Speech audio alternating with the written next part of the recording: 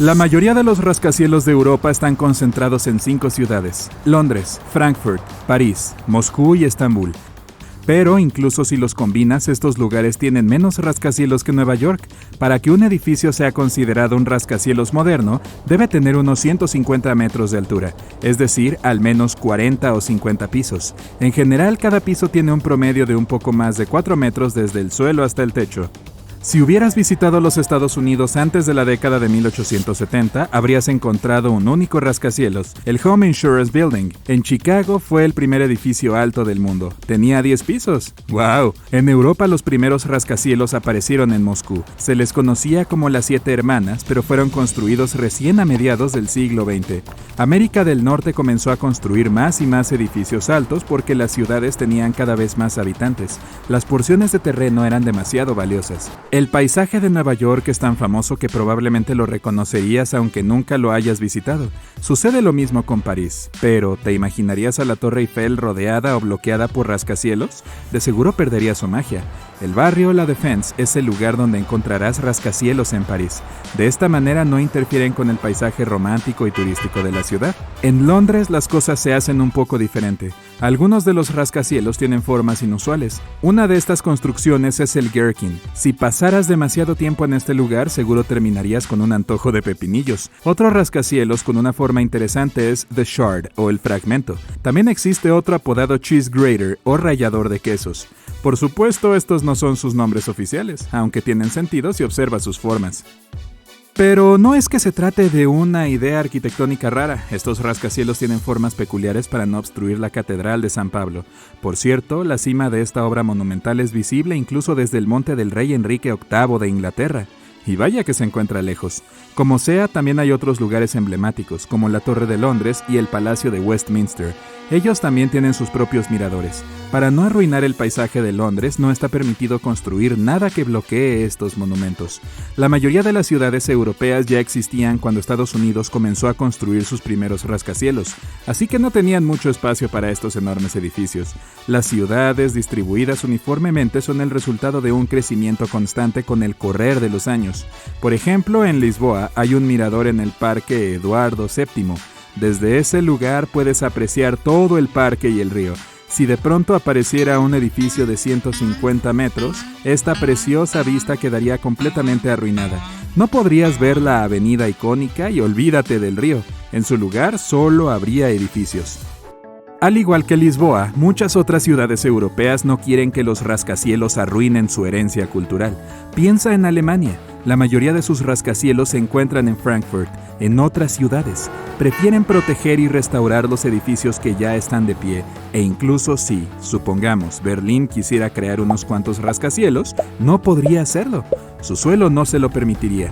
Si construyeras un edificio de este tipo ahí, se hundiría. Construir los cimientos de un edificio muy alto en Berlín implicaría invertir mucho dinero, dado que el suelo es demasiado blando y arenoso. Pero, ¿qué pasaría si ignoraras toda la herencia cultural y decidieras llenar una ciudad europea como Praga con rascacielos? Primero, tendrías que demoler mucho de lo que ya existe. Eso generaría una multitud enfadada porque la ciudad que conoce y ama desapareció.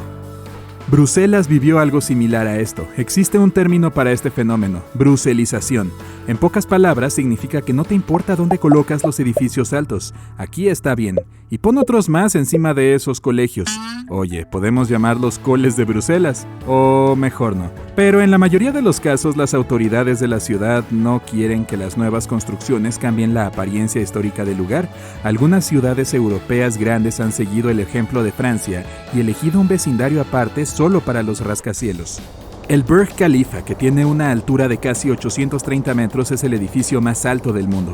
Construirlo no fue nada fácil. Hicieron falta 6 años para terminarlo y cuentan que el esfuerzo valió la pena. Es tan alto que puedes verlo a 100 kilómetros de distancia en un día despejado. El edificio más alto de Europa tiene apenas la mitad de esa altura. El Lacta Center en San Petersburgo mide un poco más de 460 metros. Bueno, la gran pregunta es, si los rascacielos son tan altos, ¿por qué el viento no los derriba?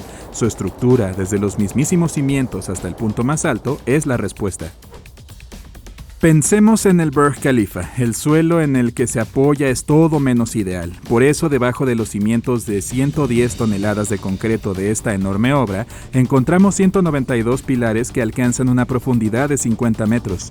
Gracias a la fricción entre la tierra y el concreto, los pilares no se mueven y crean unos cimientos sólidos, pero la mayoría de los rascacielos siguen siendo construidos en un suelo de roca, ya que apenas se mueve. Sus corazas están hechas de acero. Si miraras un rascacielos sin su estructura externa, solo verías unas cuantas vigas de acero. Mientras más alto sea el edificio, más lo afectan los vientos. Dominarlos es uno de los desafíos más grandes a encarar. Imagina que estás en uno de los pisos superiores de un rascacielos. De pronto, una fuerte ráfaga golpea el edificio. La obra entera comienza a tambalearse, hasta puedes sentirlo desde adentro. Si no te tomaras de algo, probablemente te caerías. Para evitar esta situación, la mayoría de los rascacielos tienen una estructura interna similar a la de un péndulo, que absorbe parte de la fuerza del viento. El mecanismo funciona como contrapeso. Cuando un rascacielos es golpeado por el viento, este amortiguador de masa se mueve en lugar del edificio. Algunos rascacielos no necesitan este péndulo. Por ejemplo, The Shard lidia con el viento con la ayuda de su forma cónica. La Torre de Shanghái aprovecha su giro de 120 grados. Ambos rascacielos tienen estructuras increíblemente ingeniosas.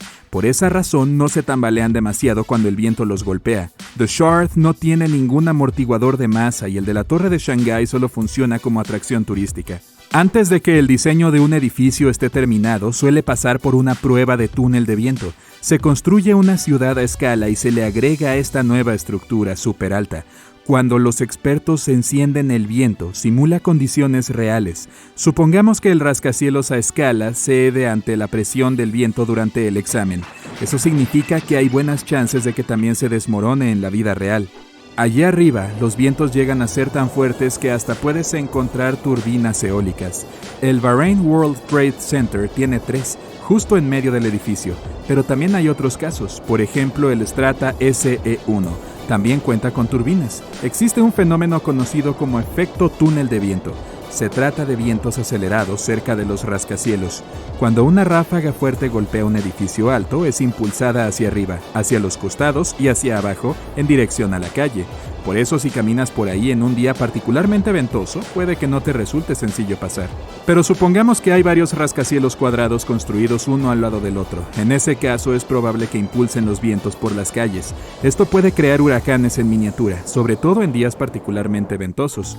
Un estudio examinó a los 100 edificios más altos que estaban a punto de ser demolidos por sus dueños. Resultó que la mayoría de ellos tenía un promedio de vida útil de unos escasos 42 años, pero algunos resisten mucho más tiempo. Por ejemplo, el Temple Court Building sigue en pie en este momento, con 45 metros. Es un poco más pequeño que otras construcciones, pero ya ha visto más de 100 inviernos a lo largo de su vida.